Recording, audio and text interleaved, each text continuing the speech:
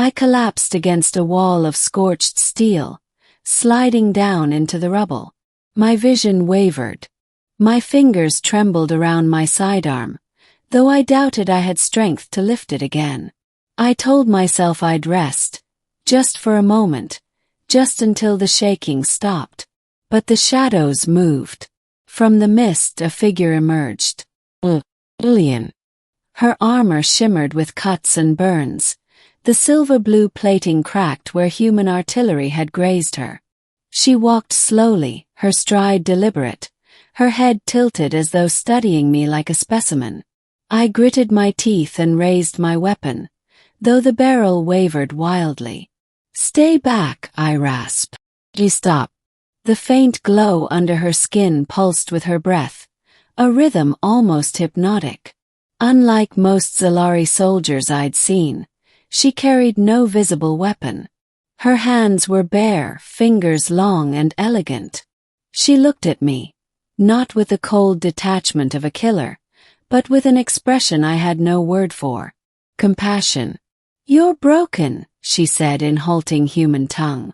The voice was low, melodic, almost tender. I almost laughed, though it came out as a bloody cough. "So are you."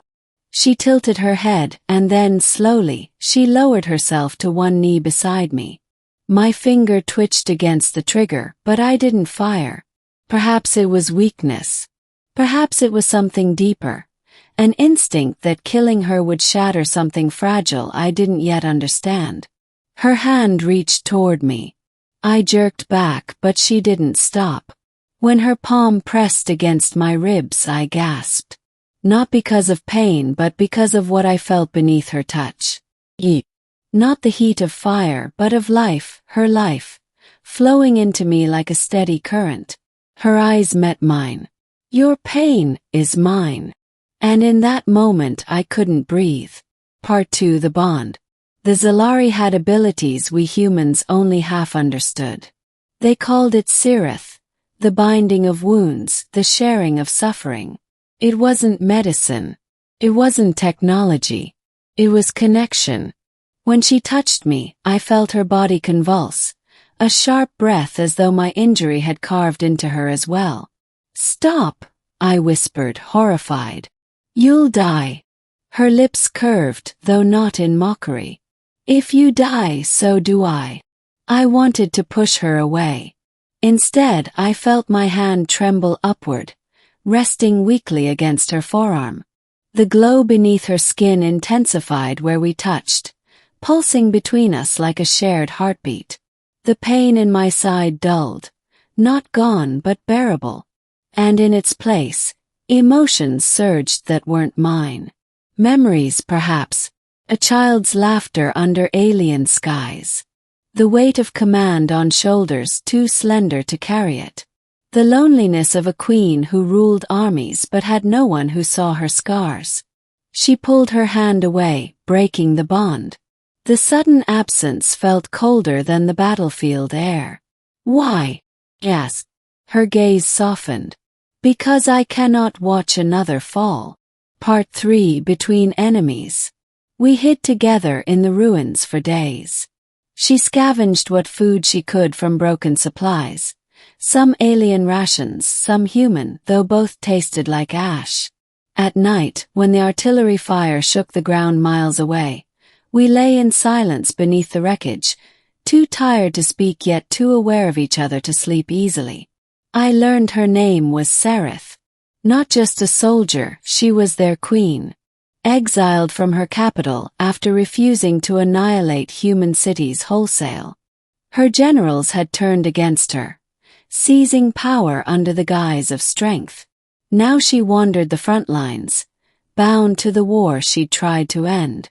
"You think us monsters," she said one night, her voice almost lost beneath the distant thunder. I hesitated. "I've fought your kind for years. Seen friends burned alive.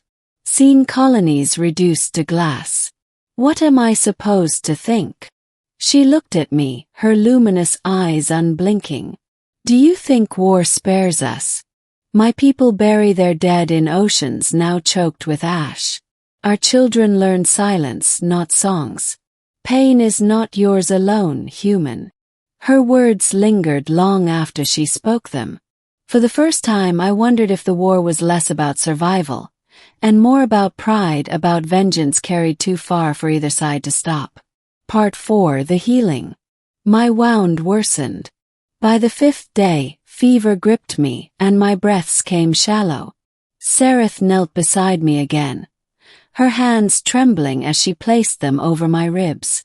"No," I croaked. "Don't, you'll only." But her touch ignited the bond once more, flooding me with warmth, and she whispered, "Your pain is mine." The fever lessened. My strength returned in flickers. But each time she healed me, her own body weakened. I saw the strain in her movements, the shadows under her alien eyes. "You'll kill yourself for me," I said bitterly. She met my gaze, unwavering. "Better I bleed for life than for war." Part 5: Betrayal in the Ruins. On the 7th night, voices echoed through the ruins, human voices. My heart leapt, but Sereth stiffened. "You're soldiers," she said quietly. I called out, my throat hoarse. A squad emerged from the shadows, their rifles raised. Relief surged, until I saw the hatred in their eyes when they spotted her. "A Zalari," one spat. "And you've been hiding with it." "She saved me," I protested, trying to stand. "She's not like the others." But they didn't listen. To them she was the enemy. Nothing more. Sereth didn't move, didn't raise her hands in defense. She only looked at me. Her expression wasn't fear nor anger, only resignation, as though she had always known it would end this way. The squad leader lifted his weapon. "Move aside, Sergeant. We'll handle this monster." I stepped between them, my knees shaking. "You'll have to shoot me first." Silence. The soldiers stared, disbelief painted across their faces.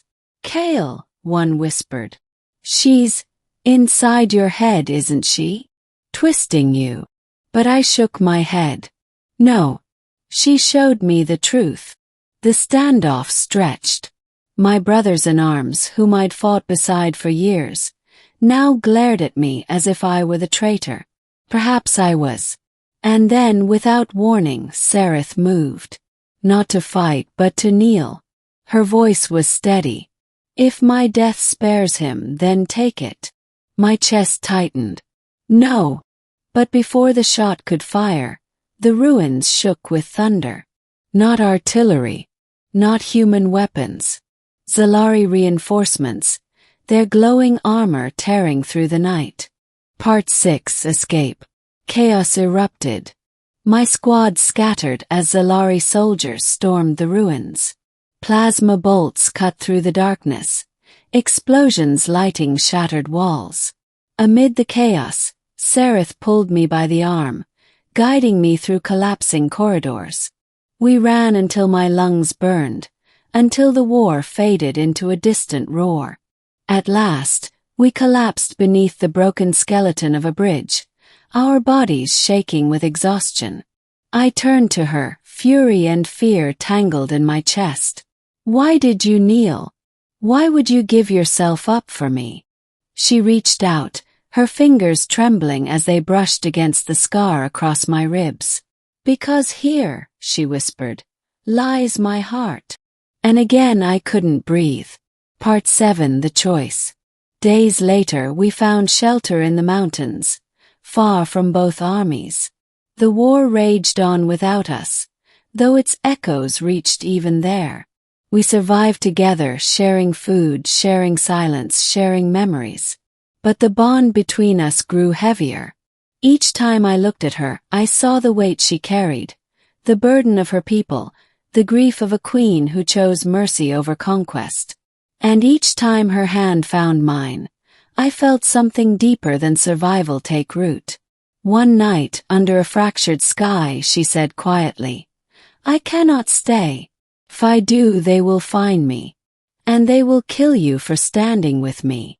I wanted to argue, to beg her to remain. But I saw the truth in her eyes. To stay was death.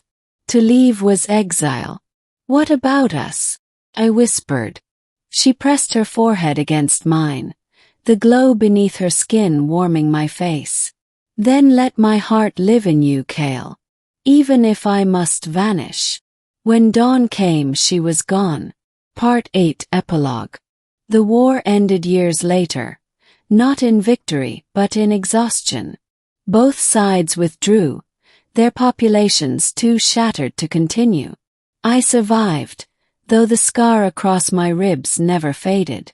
Sometimes when the nights were quiet, I'd press my hand against it and feel a phantom warmth, as though her touch still lingered. People asked me how I'd endured, how I'd survived wounds that should have claimed me. I never told them. Some truths were too fragile for a broken world to bear. But I knew this. The war had not taken everything. For once, in the ruins of a battlefield, an AlienQueen had touched my wound and whispered, "Your pain is mine." And though I could not breathe, I had learned how to live.